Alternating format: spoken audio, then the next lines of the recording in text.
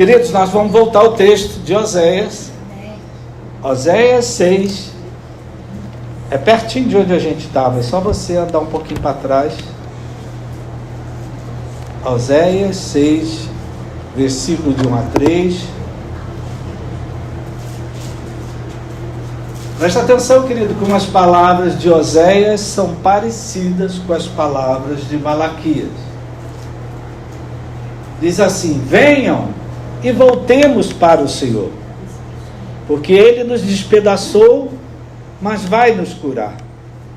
Ele nos feriu, mas vai atar as feridas. Depois de 2 dias, nos dará vida. Ao terceiro dia, nos ressuscitará e viveremos diante dele. Conheçamos e prossigamos em conhecer o Senhor. Como o amanhecer, a sua vinda é certa. Ele descerá sobre nós como a chuva fora de época que rega a terra. Amém? Antes de orar, eu queria que você abaixasse a cabeça e que você colocasse aí no teu coração a maior preocupação que você tem no momento atual. O que é a fonte dos pensamentos, dos teus pensamentos, das tuas preocupações, das tuas angústias? Porque o Espírito Santo vai falar para você exatamente sobre isso. Como você buscar a saída, como você buscar a solução, como você vê Deus agir nessa situação que você está enfrentando. Amém? Coloque aí no teu coração, Pai querido e amado, vem falar com o teu povo, Pai. Aqui estão aqueles que estão vivos por causa da tua misericórdia, da tua compaixão, do teu amor, do perdão que nós temos em Jesus Cristo, por causa da presença do Espírito Santo que trabalha dentro de nós. Obrigado por essa igreja que está de portas abertas. Obrigado pela oportunidade que nós temos de compartilhar a tua palavra. Que a tua palavra faça aquilo que é necessário para vermos as tuas soluções e os teus propósitos e os teus planos se cumprindo na vida de cada um de nós. Nós oramos no nome de Jesus. Amém. Amém. Amém. Queridos, nós hoje usamos a tecnologia a nosso favor para ter uma melhor qualidade de vida. É graças à tecnologia que a gente tem luz, tem ar-condicionado, tem essa cadeira que você está aí. É graças à tecnologia que você hoje pode falar com uma pessoa que está do outro lado do mundo, aqui sentado na cadeira, pelo seu celular, pela internet. É graças à tecnologia que você hoje pode estudar em casa. É graças à tecnologia que você pode trabalhar em casa. É graças à tecnologia que você pode ganhar dinheiro em casa. Amém, minha gente? Amém. Né? É graças à tecnologia que hoje a ciência, a medicina, ela tem muito mais possibilidades do que tinha antigamente. Não sei se você viu essa semana, foi publicado nos jornais que só na cidade de São Paulo tem mais de 1.200 pessoas com mais de 100 anos. Tem gente aqui que está sentado diante de mim que vai fazer 100 anos. Não é esses dias, é quando chegar lá. Por quê, querido? Graças à tecnologia, a medicina faz muito mais. Né? Os exames se multiplicam, as possibilidades se multiplicam. Não é? E a gente não tem dificuldade de usar a tecnologia para viver uma qualidade de vida melhor. Tem gente aqui que dorme com ar-condicionado. Amém. Glória a Deus. Tem gente que dorme com ventilador. Amém? Amém. Você não está mais lá no MES se abanando. Amém, querido? Louvado seja o nome do Senhor. Mas é interessante, queridos, eu estou falando isso porque Salomão, que não teve Salomão, o apóstolo Paulo, que eles têm 2 textos que são muito interessantes. Eles não tinham conhecimento nenhum de tecnologia. Eles não tinham conhecimento nenhum de ciência. Não tinham conhecimento nenhum de neurociência. E eles diziam coisas que tem gente que até hoje tem dificuldade de entender. Por exemplo, o livro de Provérbios diz: assim como o homem imagina na sua alma, ele é. Então, se eu na minha alma me acho uma porcaria, eu sou uma porcaria. Não, minha irmã. Isso é coisa de interno. Assim como você se imagina dentro de você, assim como você pensa dentro de você, você é. Quem disse isso, querido? Salomão. Salomão fez psicologia? Nada. Mas ele tinha essa revelação da parte de Deus. O apóstolo Paulo também disse para a gente, querido, cuidado com o que você pensar. Pensa no que é bom. Amém. Porque a sua vida vai ser conforme você pensa. Amém. Se você só pensa em desgraça, o que é que vai vir pela frente? Se você só pensa em morte, se você só pensa em derrota, veja só, queridos, 2 homens, o apóstolo Paulo e Salomão, né, eles não tinham conhecimento, nada. E eu estou falando isso, queridos, porque hoje a ciência, se nós vivemos num tempo moderno, né, a ciência descobre que aquilo que eles diziam tem tudo a ver. Estava certo. Glória a Deus. Já estava na Bíblia há muitos anos. O que hoje a neurociência, a ciência está descobrindo. Eu não sei se você sabe, mas você tem um hemisfério direito e tem um hemisfério esquerdo. O teu cérebro é dividido ao meio. E hoje é a ciência que descobre isso. O lado direito é o lado emocional. Amém, querido? Amém. É o lado que você sente. O lado esquerdo é o lado racional, que você pensa e raciocina. Me dá uma resposta. As mulheres são mais hemisfério direito ou hemisfério esquerdo? Direito é o emocional, é o que sente.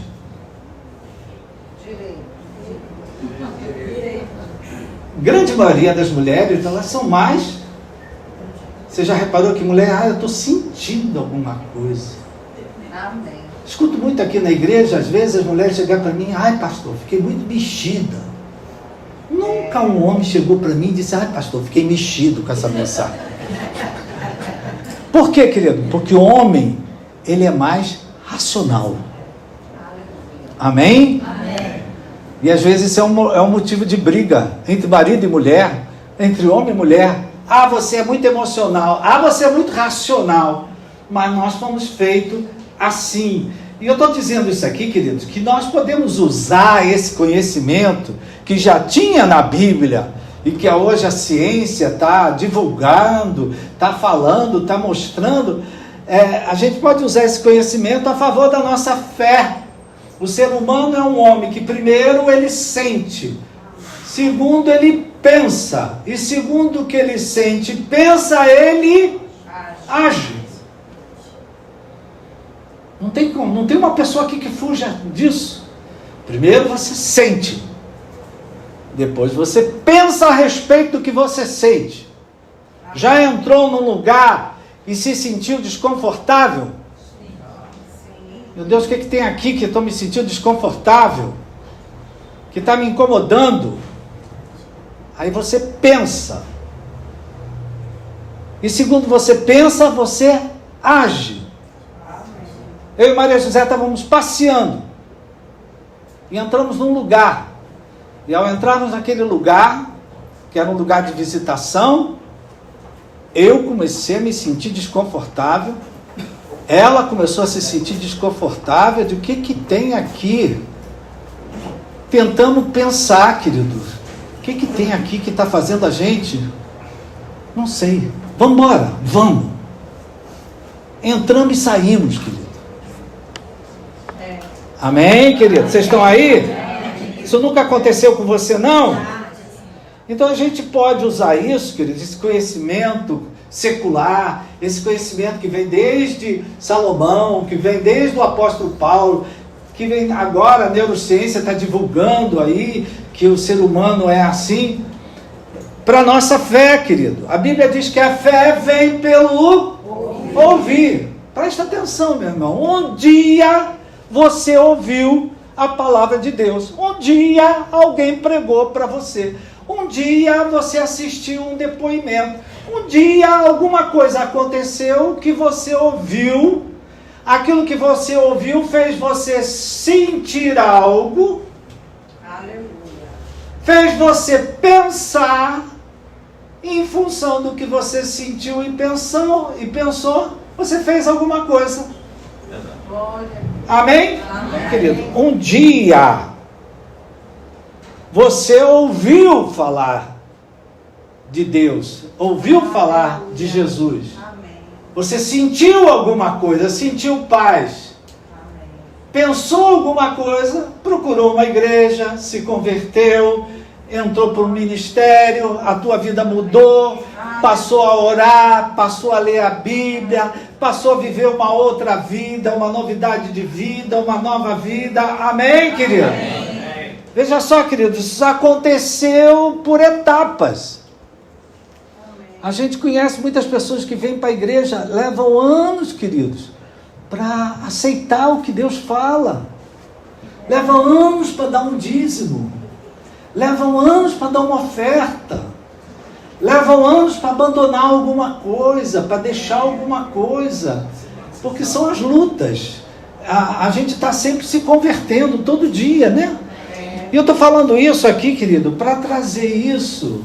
Porque é assim que também acontece com o verdadeiro arrependimento. Foi o nosso assunto do domingo passado. O arrependimento, né? O arrependimento, ele é um processo, ele tem etapas. Amém. Primeiro, o arrependimento, ele acontece dentro de você. Amém. Talvez você já tenha falado alguma coisa, já tenha brigado com alguém, já tenha feito alguma coisa, e depois aquilo ficou cozinhando dentro de você. Você ficou pensando naquilo. Né? Ficou sentindo desconfortável com aquilo, e isso provocou uma reconciliação, um conserto, uma mudança. Então presta atenção, o arrependimento, ele também é assim. Ele começa do lado de dentro. Eu falo para vocês, né, que toda doença começa na alma, toda cura começa na alma. O arrependimento verdadeiro, ele também começa do lado de dentro. É algo que eu sinto. Eu fico desconfortável com o que eu falei para minha esposa. Eu fico desconfortável da maneira como eu falei com minha filha. É algo que fica. Eu penso naquilo, em função daquilo que eu sinto, que eu penso, eu mudo de atitude. Amém. Eu faço diferente. Eu conserto aquilo. Amém. Eu me reconcilio. Vocês estão aí, minha gente? Amém. Então veja só, querido, o arrependimento é uma coisa que primeiro acontece do lado de dentro. Eu sinto, eu penso, e depois acontece do lado de fora. Eu faço alguma coisa com aquilo que eu sinto e que eu penso. Amém. Amém? Amém. Então, queridos, o apelo de Oséias aqui é um despertamento, é uma corda para Israel. É como se ele estivesse dizendo para Israel: Israel, para pensar, para ver o que vocês estão vivendo. O que Israel estava vivendo, querido? Despedaçado, ferido, seco, sem frutos. Estavam como mortos. Estavam numa desordem, completamente desconectados de Deus. completamente distantes de Deus. Aí vem o profeta Oséias, dá para eles a solução: venham e voltem, e voltemos para o Senhor. Amém. Obrigado pelo seu amém. Essa é uma palavra que você pode dar para muita gente que chega para você e reclama, e murmura, e se queixa, e critica. Meu irmão, você está precisando de Deus. Amém. Volta para Deus, porque o teu problema não é Deus. Deus é a solução dos teus problemas. Amém? Então, queridos, sempre que a Bíblia fala de voltar para o Senhor, ela coloca as coisas em ordem na sua vida diante do Senhor. Sempre que a Bíblia fala de voltar para o Senhor, está falando de conserto, está falando de arrependimento, está falando de reconciliação, está falando de mudança de atitude. Amém? É como se vocês estão tentando resolver as coisas da maneira errada. Dessa maneira, qual era a maneira errada? Eles estavam buscando ídolos, eles estavam fazendo acordo com países que odiavam Israel. Eles estavam tentando resolver as coisas com a força do braço humano. Não é com a força do braço humano, isso aí só com Deus que você vai resolver. Tem coisa na tua vida que você só vai resolver com Deus. Não adianta tapa, não adianta discussão, não adianta bate-boca, não adianta briga, que nada vai resolver. O que é que vai resolver? Você se voltar para Deus. Amém. Amém? Né? Oséias estava mostrando, olha, Deus já tem a solução, Deus já tem a restauração, Deus tem como ligar o que está despedaçado, curar o que está ferido. Mas vocês precisam se arrepender dos caminhos que vocês têm escolhido, pela dureza de coração, pelo orgulho próprio, pela incredulidade. Então, querido, voltar para o Senhor, vocês precisam voltar para o Senhor e fazer o que Deus está pedindo para vocês fazerem. Amém? Presta atenção, queridos, que essa obra que Oséias estava tentando fazer com o povo é a obra que o Espírito Santo faz com cada um de nós. A gente tem as nossas crises aí, a gente reclama, a gente murmura, se queixa. O Espírito Santo, ele vem nos convencer do pecado, ele vem, se arrepende, vem, se reconcilia, vem, vai lá e perdoa, vem, busca Deus, não se afasta de Deus, vai lá, vem o Espírito Santo, vem, não abandona o ministério, está aborrecido, mas não abandone o ministério.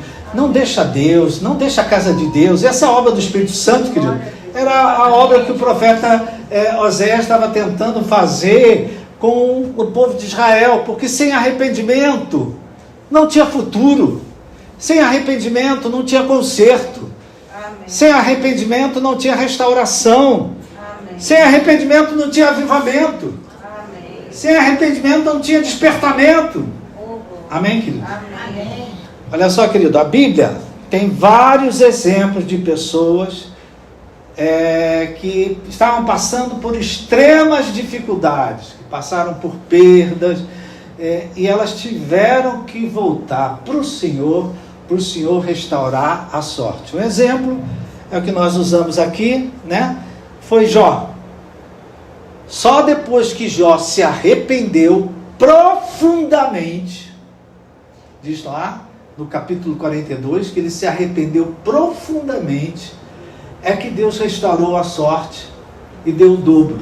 A reconciliação de Jó com Deus provocou uma série de reconciliações na sua família, nos seus amigos.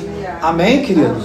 Então, voltar, quando a Bíblia fala voltar, é sempre no sentido de se consertar, de se arrepender, de se reconciliar, de mudar de direção. Foi assim que aconteceu. O mesmo aconteceu com Elias.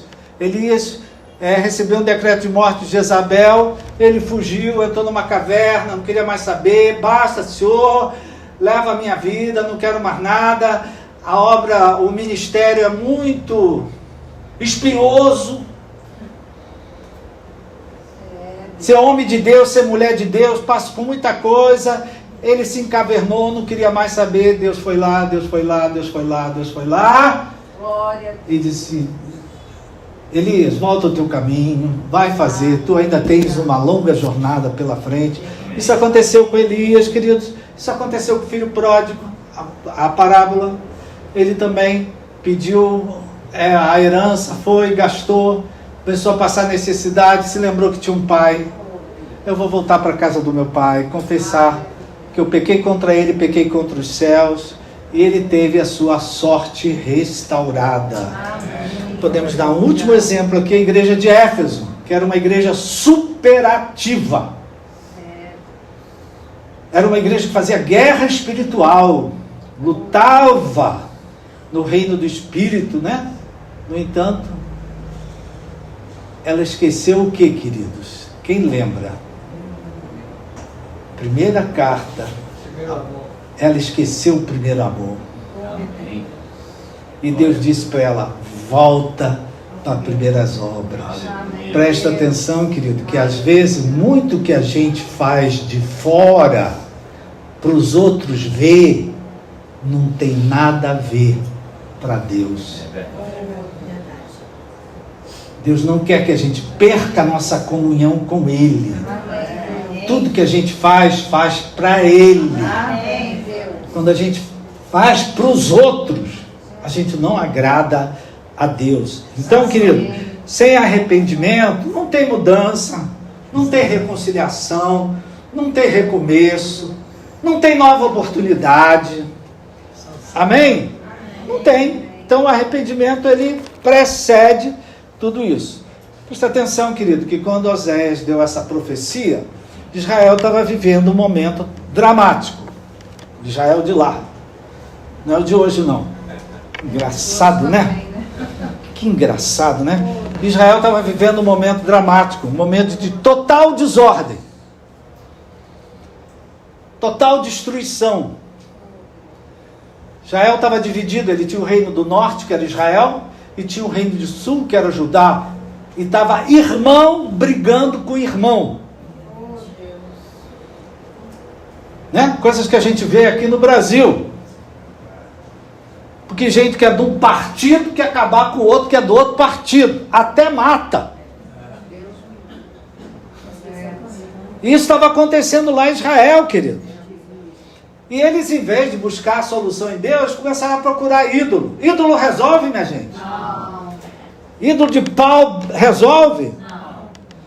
Eles não estavam encontrando a solução. Começaram a fazer alianças com a Síria. A Síria era inimiga de Israel. Como é que você vai fazer uma aliança com alguém que é inimigo de Deus?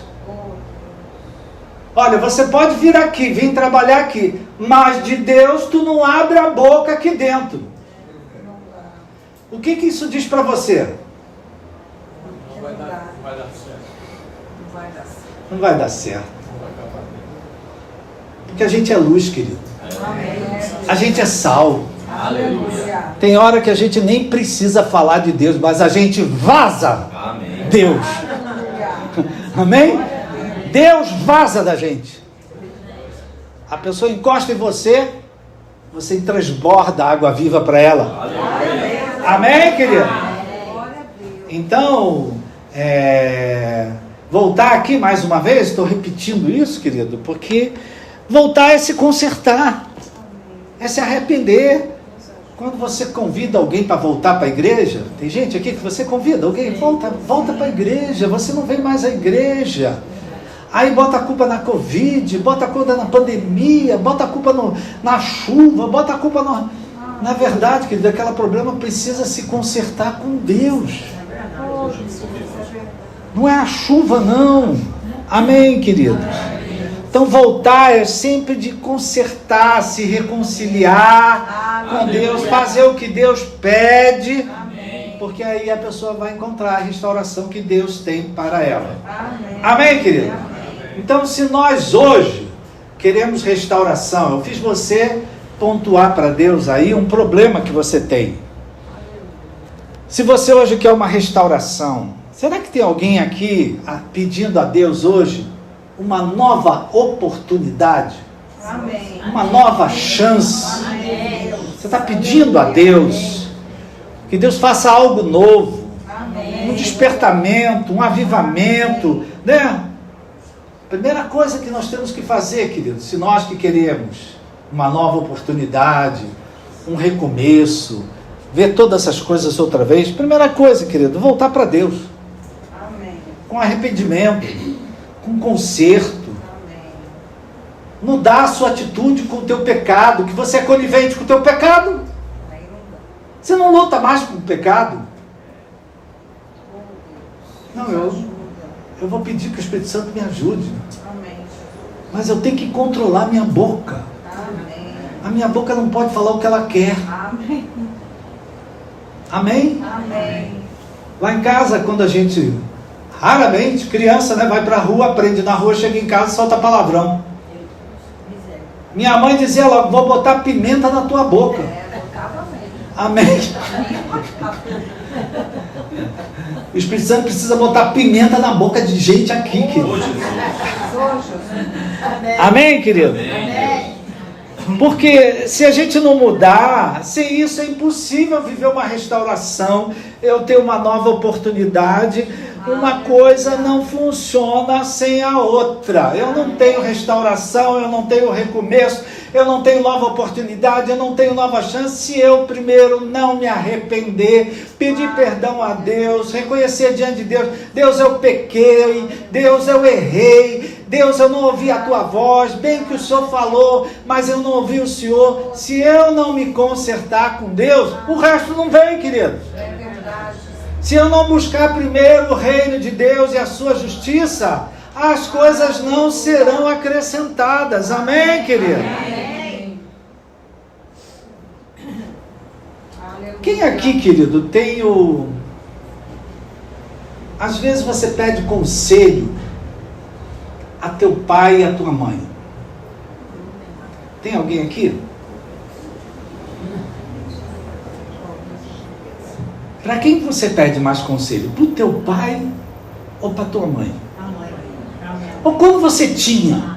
Meu pai. Né? Porque a gente diz, eu não tenho. Não tenho, mas a mãe está aqui, ó. O pai está aqui. Queridos, eu nunca pedi conselho a meu pai. Porque meu pai era um homem reto. Ele não tinha curva, não. Ele não tinha jeitinho, não. Quando eu perguntava alguma coisa, a resposta dele, né, era essa: só por cima do meu cadáver. Quantas vezes eu ouvi isso do meu pai? Então, queridos, a quem eu pedia conselho? Minha mãe. Minha mãe era uma mulher moderna. Minha mãe era uma mulher atualizada. Lia jornal todo dia. Então, volta e meia eu digo assim, que saudade de ligar para minha mãe para conversar com ela. Porque ela tinha muito assunto. Amém? Amém. A mãe de Maria José é igual. Como ela tem assunto.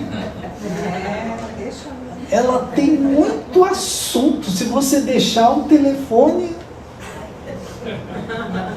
Tá bom, benção, beijo. Tá bom, benção, beijo. Mas eu sinto saudade da minha mãe, querido, porque minha mãe me aconselhava muitas vezes. E até hoje, né, eu me lembro de coisa de pouco, por que eu não ouvi minha mãe, hein? Amém, querido? Amém. Mas estou só falando isso, querido, porque tem uma história que é muito interessante. O filósofo Sócrates, já ouviu falar em Sócrates? Não é um jogador de futebol, não. O filósofo, ele viveu 500 anos antes de Cristo, lá na Grécia. E o pai dele era escultor e a mãe dele era parteira. E certa ocasião, ele estava enfrentando um problema, mesmo ele sendo filósofo, ele não conseguia ver. Às vezes, querido, nós que estamos inseridos no problema, não vemos a solução. É verdade. Mas quem está do lado de fora, vê. Ainda mais mãe, que tem um terceiro olho aqui. né? Então ele foi pedir um conselho à mãe dele. Está aí, querido. Vocês pegam aí na internet e vocês vão ler. Eu sabia até o nome dela. Efinácia, sei lá, o nome é assim. Porque é grego. Então ele foi pedir um conselho para a mãe. A mãe ouviu ele. Pensou, escutou. E disse, meu filho, eu tenho a resposta para você. Do que você me perguntou. Porque era um problema que ele não sabia como resolver. A mãe, que era parteira, ela deu uma resposta do universo dela, queridos. Amém? A minha mãe tinha uma grande sabedoria, apesar de só ter o 3º ano primário. Mas era uma mulher vivida. Amém? Então, a mãe de Sócrates deu esse conselho para ele. Já estou terminando, tá, minha gente? Ele deu um conselho, porque ela era parteira. Ela disse, meu filho, para uma mulher dar à luz, para uma mulher ter um filho, ela precisa estar grávida. Sem gravidez, não tem parto. Sem gravidez, não tem filho. Ela deu uma resposta filosófica para um filósofo. E ele entendeu o que ela estava dizendo. Porque o que ele queria só poderia acontecer se outra coisa acontecesse antes. Entendeu, querido? Olha, para você ter um filho, a mulher para ter um filho, ela precisa estar grávida. Sem gravidez não tem parto, não tem filho. E Sócrates, querido, entendeu que o que ele queria, para acontecer o que ele queria, outra coisa precisava acontecer antes. Traz isso para a sua vida, meu irmão. Talvez você queira que algo aconteça na tua vida. Talvez para acontecer o que você quer, outra coisa precisa acontecer antes. Amém, querido? Amém. Então, se a gente quer viver a restauração, a solução de Deus, um novo começo, uma nova oportunidade, um arrependimento, primeiro, querido, um avivamento, primeiro um arrependimento verdadeiro. Aqui fala de um arrependimento fingido. Um arrependimento tem que acontecer dentro de nós. Essa é a obra que o Espírito Santo faz, nos convencendo do pecado, da justiça, do juízo. Primeiro algo tem que acontecer dentro de mim. A mudança tem que acontecer. Depois que essa mudança acontecer dentro de mim, é que a mudança vai acontecer do lado de fora. É que a restauração de Deus vai acontecer. É que a solução de Deus vai acontecer. Amém, querido? Se você olhar para os milagres que Jesus realizou, tudo aconteceu assim, queridos. Primeiro eles tinham que fazer, lembrando da mensagem de quarta-feira, primeiro as pessoas tiveram que encher as talhas de água. Sem as talhas de água, Jesus não teria transformado água em vinho. Você está entendendo o que eu estou falando, meu irmão? Aleluia, amém. Sem arrependimento, querido, sem conserto, sem reconciliação, sem perdão, não tem restauração. Não tem solução de Deus. Amém? Amém. Olha só, essa palavra aqui foi para Israel, mas nós podemos utilizar essa mesma palavra para Jó. Jó perdeu tudo, mas ele se arrependeu, se reconciliou com Deus, e Deus lhe deu tudo do dobro. Elias passou por tanta decepção. Tem alguém aqui que tem se decepcionado? Ele se decepcionou tanto que ele se encavernou e não queria mais sair da caverna. Deus foi buscar ele dentro da caverna para mostrar que ainda tinha um plano com a vida dele. Essa palavra também serve, querido, para a igreja de Éfeso. Falei agora mesmo, volta ao primeiro amor. Vocês estão fazendo tanta guerra espiritual, estão fazendo tanto evangelismo, estão fazendo tanto programa na televisão, estão fazendo tanta internet. Volta para Deus. Amém. Volta para as primeiras obras. Amém. Volta para a oração. Volta para a comunhão com Deus. Amém. Depois, querido, a gente vê lá no livro de Apocalipse também, Deus falando para a igreja de Laodiceia se arrepender. Laodiceia é aquela igreja, querido, que não era fria nem quente, ela era o quê? Morna. E aí Deus, arrependam-se, porque Jesus está à porta, querendo entrar, Quer dizer que era uma igreja que Jesus, em vez de estar do lado de dentro, estava do lado de fora, queridos. Porque eles se achavam que eles tinham muito. Então, arrependam-se. Jesus quer entrar batendo na porta. Quem abrir e entrar, ele vai cear.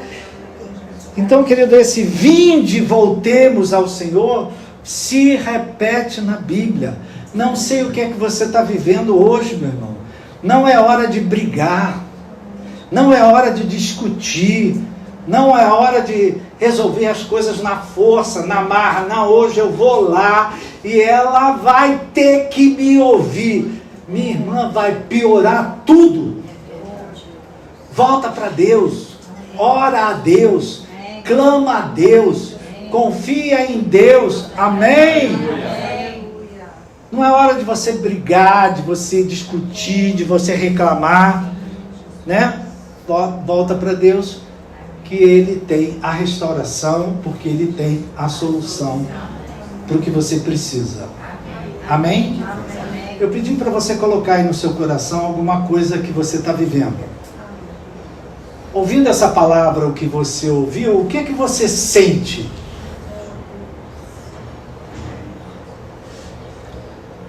Ouvindo essa palavra que você ouviu, o que você pensa? Ouvindo essa palavra que você ouviu, de voltar para Deus, para buscar em Deus a solução, o que você acha que você tem que fazer? Que você pode fazer?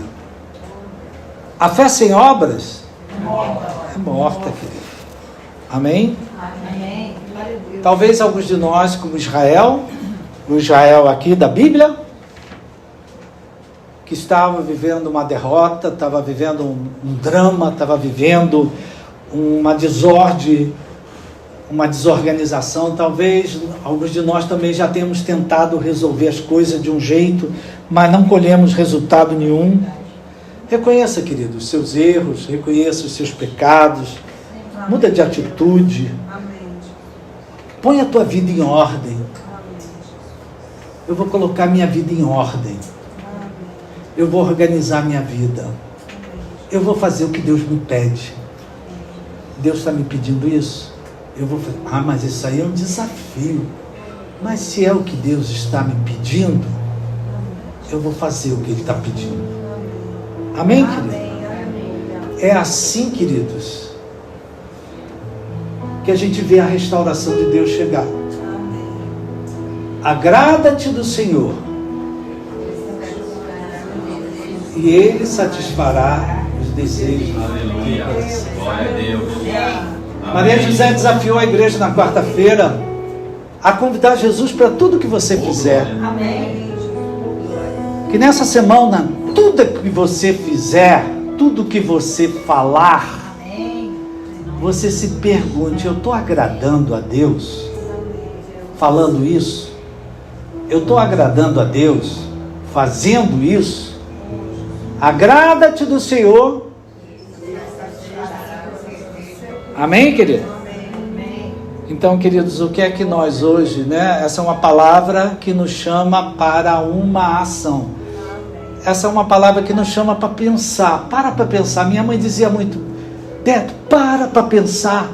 Põe a tua mão na consciência. Pensa.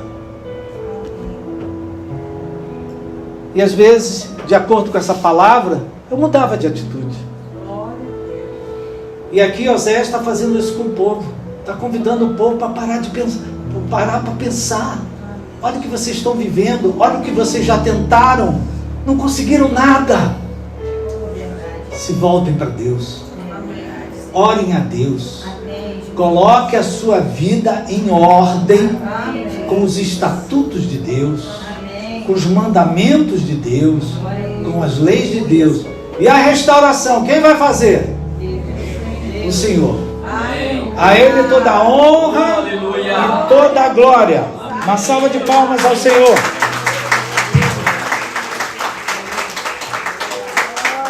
Aleluia. Aleluia. Deixa essa palavra cair aí. Glória a Deus. Amém, Jesus. Deixa essa palavra cair no teu coração. Boa. Às vezes nós estamos brigando com coisas, brigando com a vida, brigando com pessoas, em vez de gastar tempo com o Senhor, voltar para Deus. Como diz aí, vocês não têm porque não pedem.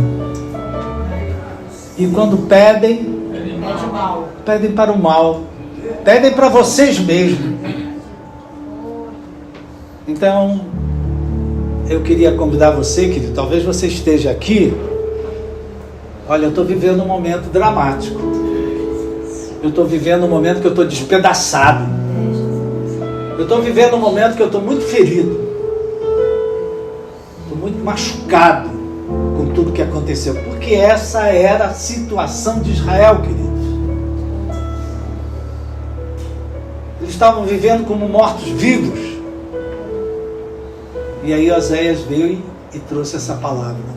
Então, meu irmão, você que está aqui vivendo alguma coisa parecida, eu quero orar por você.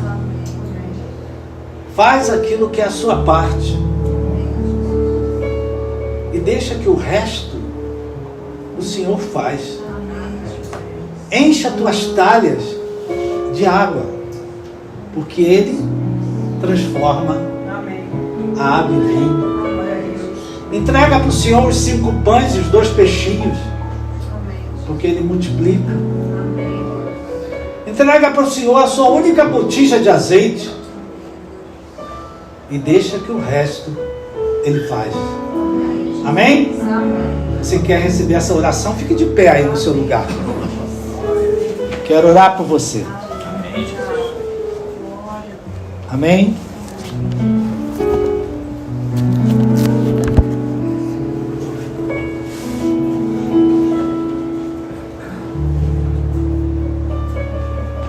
Eu queria que você trouxesse ao seu coração aquela situação que nós falamos lá no início, lá no princípio, que hoje tem sido fonte de preocupação. Como é que eu vou resolver isso? Como é que eu vou solucionar isso?